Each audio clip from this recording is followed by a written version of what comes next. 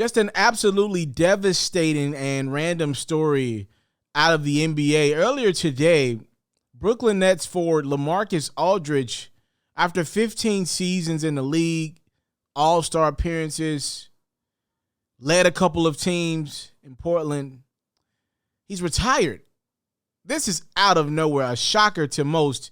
So Lamarcus Aldridge apparently had an irregular heartbeat in his last game out with Brooklyn, which explains why he was unavailable for the Nets against Philly the other day, and I believe the game before that as well. Apparently, out of nowhere, Lamarcus Aldridge had an irregular heartbeat, and it scared the heck out of him like it would most of us, and he decided to just call it quits right there. I'm assuming based on doctor recommendations, he was like, I don't want to play games with this one. We know Aldridge had been with the San Antonio Spurs for the better half of the last 4 or 5 years. And, he opted to agree to a buyout with San Antonio, who tried to trade him. Not a lot of interest from other teams. Aldridge ended up joining Brooklyn.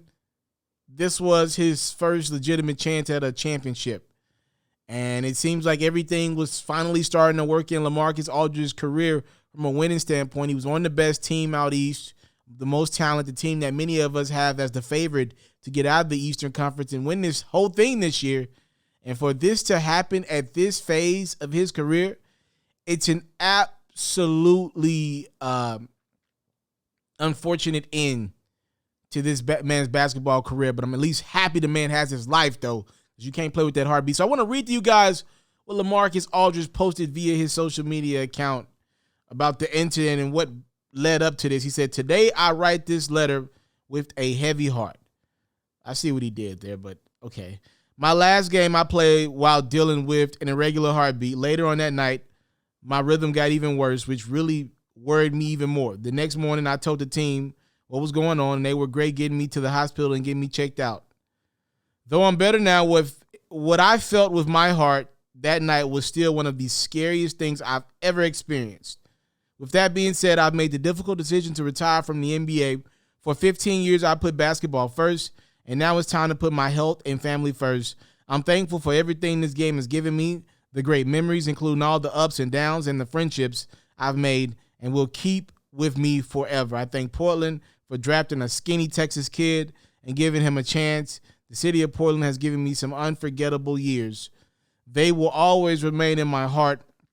I want to thank the Spurs for letting me into the family and giving me 5 fun years.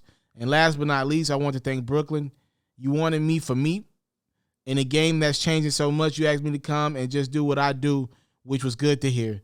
I'm sorry it didn't get to last long, but I've definitely had fun being a part of this special group. You never know when something will come to an end, so make sure you enjoy it every day." I can truly say I did just that, and that is signing off Lamarcus Aldridge. Again, prayers to Lamarcus and his family. Hopefully they get that figured out. And maybe one day there's a chance Aldridge returns. Maybe it's right now it's like, yo, let's just reevaluate this thing and see what the heck's going on. Maybe one day Aldridge is able to return, and maybe even to Brooklyn come back and finish this run that he's on and chase that illustrious championship. Maybe he doesn't. He's made a lot of money in the league. This dude was hoping. I wouldn't put him in no Hall of Fame class, but Lamarcus was a bucket. Like he's one of the best in the last 20 years from the big man standpoint at the mid-range jump shot. Actually, just period. A lot of guards don't shoot mid-range jumpers. Aldridge is one of the best at that mid-range jumper, that pick and pop. He was deadly. I remember one year in Portland, I think this was his last year in Portland, for like a round or two of the playoffs, he legitimately wouldn't miss. Like, I'm serious. Like, he would legitimately, this is young Dame, by the way, but there was like a round or two where Aldridge wouldn't miss. Like, he wouldn't miss. Everything he shot, it was kind of similar to that Dirk Nowitzki run that he had with Dallas in 2011, where it just seemed like everything that they shot was going in. So, I mean, he's had some fantastic moments. As a basketball fan, I just hate to see this happen to anybody. For me in life, I like seeing people go out on their own terms, be able to call their last shots, and have closure. But for Lamarcus, from a basketball standpoint, he won't get that right now. I always kind of wanted Lamarcus to go back to Portland. I thought he'd be a great fit there. The Trailblazers have been looking for a consistent big. Yusuf Nurkic has been banged up with injuries. I always thought that there should have been a reunion between Aldridge and the Blazers, and I thought it would have been dope. I thought it would have made all the sense in the world. Aldridge would have no longer been asked to be the number one, or hell, for that, the number two. He could have fed right into a role.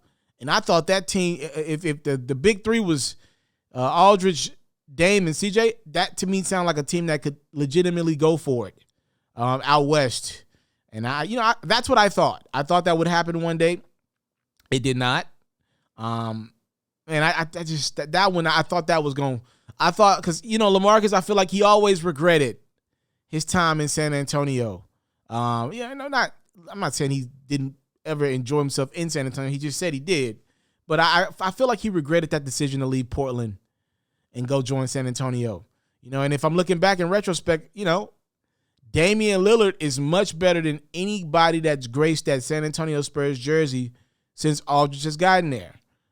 It is the reality of it. And I wonder if he could take that one back, he would.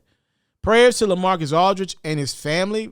Hopefully they get that one worked out. First off, just life is the most important thing, but I don't know if this is the end for Lamarcus. I think this is a pause. I think this is maybe a pause.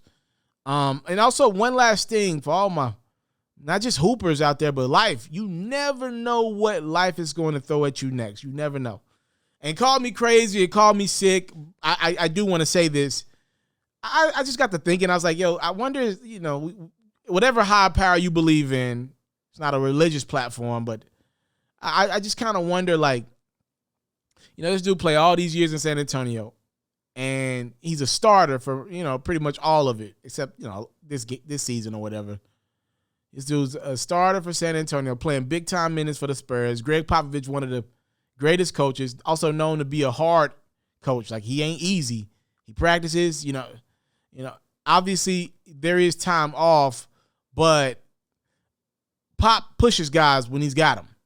And I wonder if it's just like a higher power thing. Like it seems like as soon as Aldridge goes to a team and is about to compete for a championship, playoffs are right about to start. This happens now?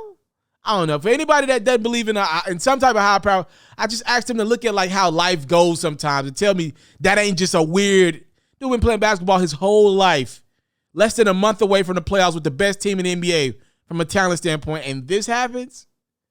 Man, that is something, man. Catch full new episodes of FERRO's music-based platform every day only on YouTube at It's Mr.Taliaferro. You can also find clips, updates, giveaways, and more on Facebook, Instagram, and Twitter, also at It's Mr.Taliaferro. For all basketball fans, make sure you tune in to FERRO's daily highlights, reports, and commentary on YouTube at HoopsFERRO. And even more updates on Facebook, Instagram, and Twitter at HoopsFERRO as well.